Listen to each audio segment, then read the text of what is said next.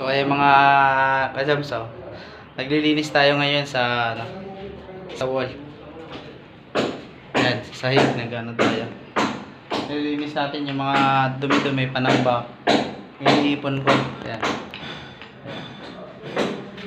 Ito yung trabaho ko dito pagka yung wala akong ginagawa kasi driver naman ako.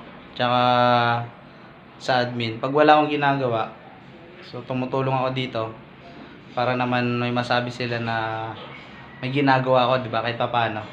So nandito ako sa taas, second floor, nililinis ko 'to. Sinasawa ko yung mga sobra na mga bato-bato. Nililinis ko ito. Ito yung mga nililinis ko. Yan. Yan. So ito pa yung lilinisin natin. Ito pa yung lilinisin natin. Ayan. Isang kwarto pa ang atin lilinisin. Medyo konti na lang din naman. Diba? Ayan yung ginagawa ko dito. So naglilinis ako. So ito natapos ko na. Ayan na. Ayan. Dito. Ayan. Nalinis ko na siya. So wala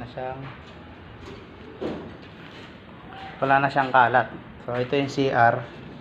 Ayan. So sandali na lang. Pero dahan-dahan lang tayo sa paglilinis. Kasi hindi naman talaga natin trabaho yung maglinis ng kaya dadandahanin natin hanggang alas 12. Mas maganda pa nga umabot ng hapon yung lilinisin natin para hindi tayo makikita ng boss. So ayan, nawala yung boss dito namin nasa ikutan, kaya kanina umikot ako. Pinasya lang ko yung ibang units. Nandun sila, busy sila dun sa kabila, nagbabakal sila. So ito naman ako dito, kaya pag natapos ko to, lilipat ako sa baba para may magawa naman ako, kasi kung tatambay ako wala naman akong ginagawa. So mas mainam na may ginagawa tayo. So ayan. Ayan.